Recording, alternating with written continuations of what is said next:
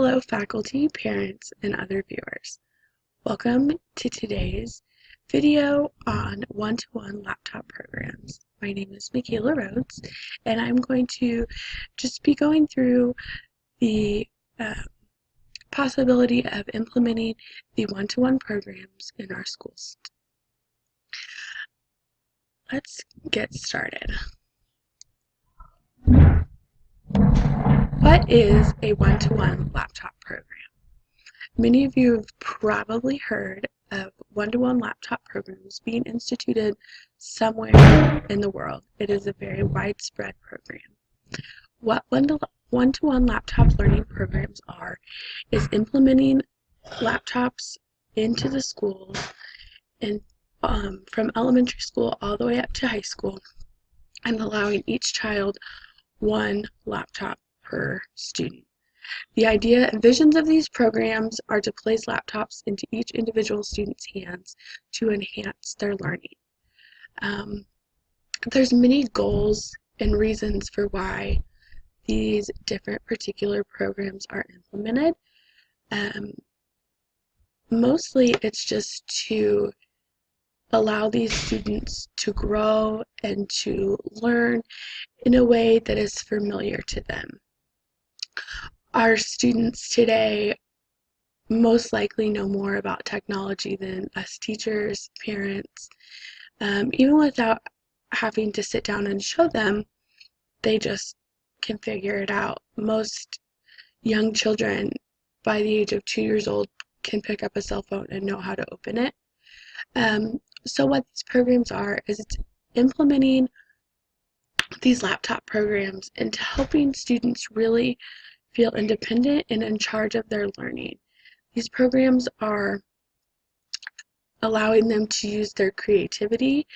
They get to work individually, but then they also collaborate and work as a group.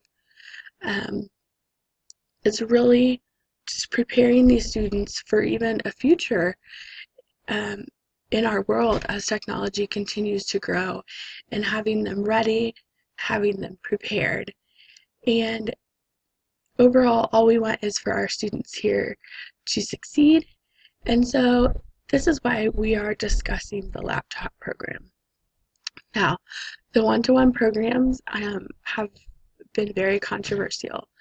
Some schools that have implemented them have seen great progress, great improvement in their schools, while others just haven't seen enough to make it really worth it. So that's why we're doing this video here, is just so we can go over many of the different pros and cons to these programs, and we want everyone to be involved because ultimately it is about our students and whether this is something that is beneficial for them. So let's just go back and take a look at the start of the one-to-one laptop programs. There's many speculation about where a one-to-one laptop program was first initiated. We see that the first one-to-one movement was implemented on February 12, 1990 in Melbourne, Australia. David Loader at the time was the principal of the Methodist Ladies College in Australia. He got together with a couple of the other teachers, and they decided this was something that they wanted to try in their school. At the time of the beginning of this program, it just began with 3 teachers, 82 girls, and these laptops. As you can see, these are not the laptops that our students have today. But with these laptops, they really wanted the girls to practice learning and practice exploring and on their own. They were placing these laptops in their hands, and they were very powerful machines, and so they were just wanting to see how the girls did, whether they could figure them out. When they first, at the time that they received these laptops, there was much skepticism from other teachers in the schools, their parents, and even other community members. it was a long time before it was truly accepted. The girls were not allowed to take their computers home for the first 2 weeks because they wanted the girls to make sure they knew how to operate them and they knew how to fix any problems that might arise. Um, so they didn't want them to take their computers home and then be stuck um, with something come up and look silly in front of their parents that were already so skeptical and some of them very concerned about their children using such high-tech equipment at the time. At the time, these computers that they had no hard drives, they had no mouse. They were simply what you see here on the screen. The model is listed of the Toshiba laptop. One of the first assignments that the young girls had on this machine was to figure out how to enter the date and the time. Now, when these laptops first came out, everyone thought that these were all-knowing machines, that they could do everything, and that they were smarter than people, which was probably a reason for much of the concern from the parents and the community of the world at the time. But one of the girls found that she could enter the date wrong into this computer and it was accepted. And that was kind of crazy to them. And they started realizing, well, maybe these computers don't know everything and maybe we can tell them what we want them to know. And this was amazing to these students, and they got to thinking, maybe we can be in charge of our own education as well, and maybe we can have a real part in the learning process. This program that they implemented was widespread immediately. Students, parents, teachers, administrators were booking trips to Australia to see how this new computer system worked in the Methodist Ladies College.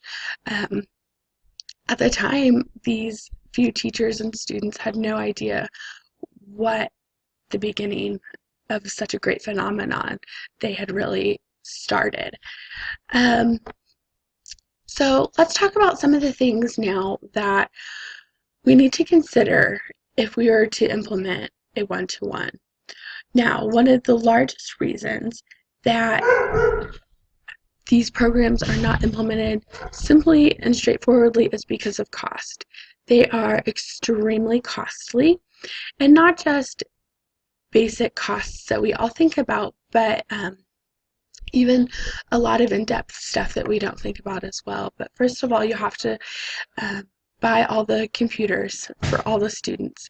Now, maybe not all grades get them, but all the students in whatever particular grades, you have to have enough so that new students coming in, enough so that if a student isn't working one day, they have a backup to borrow. That alone is costly. But there's other things that we have to think about in the way of cost. The software that they're going to use. Are we going to use Mac? Are we going to use PC? It would be much easier to all just run one system, so to decide which one is the best to do for that particular school. We also have to think about the programs, the protection, the virus protections, the tools that we're going to pay to put on these computers for the students to use. Our computers will have to have virus protectors to protect, obviously, from all sorts of viruses that computers get so easily and then are even more costly to fix than they are to implement a virus protection. We have to think about networks that we're going to use.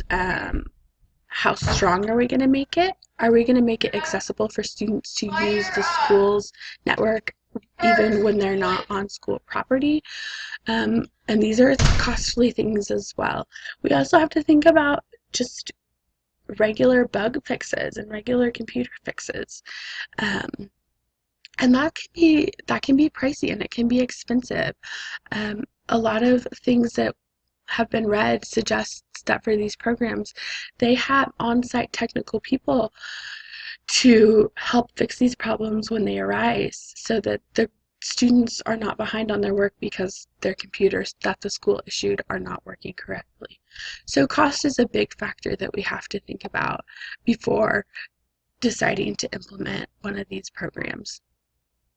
Another thing we have to think about is our students individually.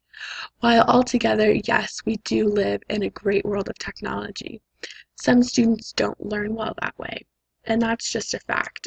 All students are different, and many students have different learning types.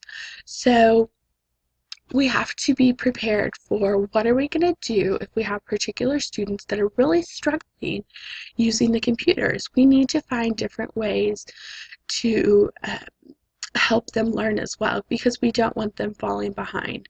Um, it can be difficult trying to say, okay, well, more students learn better this way than this way, so we're going to do this. But I think either way, whether it's implemented or not, our job as educators is to really teach the students in the way that they learn the best, because that's our ultimate goal, is for our students to learn and to grow and to be able to go on and have a great career in the future.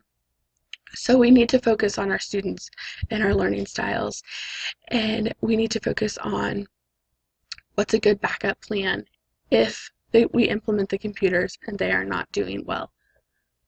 Another big problem that may arise is the safety of the use of the computers, the appropriate use, and the legal issues that can arise. Basic general student use of the computer, such as safe handling, is a big consideration. If laptops are broken, they'll have to be fixed. So the students are going to have to be careful with them, cautious with them, treat them valuably. Another thing we think about is just the amount of distractions that come while students are on computers. Many of different sites I've read that have these programs, they say the students really enjoy them, but sometimes it's easy to get distracted, which is true. When our students are sitting in our classrooms and we're doing paperwork, there's not the distractions of the internet where people can be messaging them, or there can be on one screen 1 second and on a social media site the next. That's a big issue, and so we need to be able to help our students balance that, as well as just the appropriate use of computers. Computers are used a lot for cyberbullying, and so we need to really teach our students that this is not okay and that there would be consequences to these actions. So all in all, these are all things that have to be considered before making such a big decision, costly, as well as just really changing the layout of how our students are learning before we implement this program. Like I said, this is all about our students. We want our students to learn, we want our students to grow, and we just want them to have a good quality education. We value your opinion. We want to know what your thoughts are on this subject.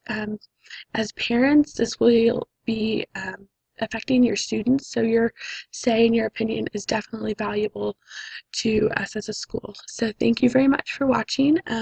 Like I said, please let us know your thoughts and your opinions. Thank you.